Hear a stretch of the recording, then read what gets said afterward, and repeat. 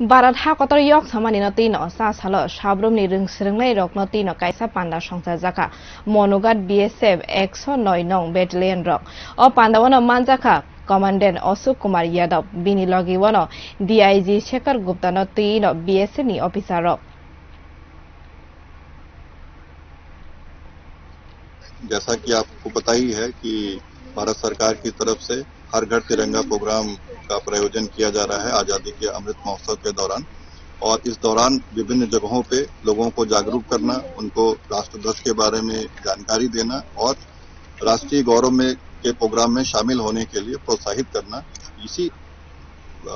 वजह से आज यहाँ पे स्कूली बच्चों के साथ में ये इस प्रोग्राम का आयोजन किया गया है।